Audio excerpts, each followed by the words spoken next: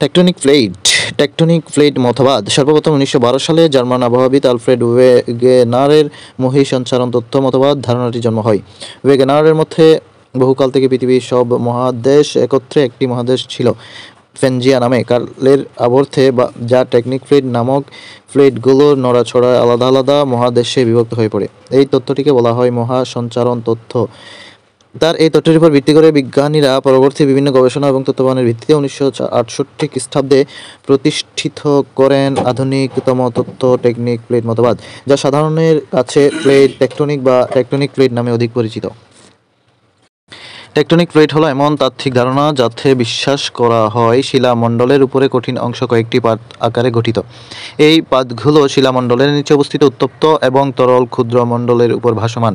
এগুলো চারদিকে প্রবল চাপে স্থিতিস্থাপক হলেও চাপের তারতম্য ঘটলে মাঝে মাঝে গতিশীল হয়ে পড়ে, যা পৃথিবীতে সংঘটিত ভূমিকম্পের জন্য দায়ী বলে বিজ্ঞানীরা বিশ্বাস করেন। বিজ্ঞানীরা টেকটনিক প্লেট তত্ত্বটিকে ব্যবহার করে ভূমিকম্প ছাড়াও আগ্নেয়গিরির উদগীরণ, পর্বত সৃষ্টি এবং সাগর মহাসাগর সৃষ্টির ব্যাখ্যা দিয়ে থাকেন। 3 ধরনের পারস্পরিক প্লেট সীমানার কথা জানা যায়, সেগুলো হলো সমকেন্দ্রাভিমুখী সীমা, অপসারী সীমা এবং পর্বতচ্যুতি সীমা। টেকটনিক প্লেট পৃথিবীর বিভিন্ন প্লেটের অবস্থান সম্পর্কে বিভিন্ন বিজ্ঞানীরা একমত হয়েছেন এবং তাদের মধ্যে ফরাসি ভূবিজ্ঞানী জেভিয়ার লি ফ্রিসের মতে সমগ্র ভূপৃষ্ঠকে 7টি বড় এবং 9টি ছোট প্লেট এবং 19টি ক্ষুদ্র ক্ষুদ্র প্লেটে ভাগ করা যায় বা প্লেট নিয়ে গঠিত।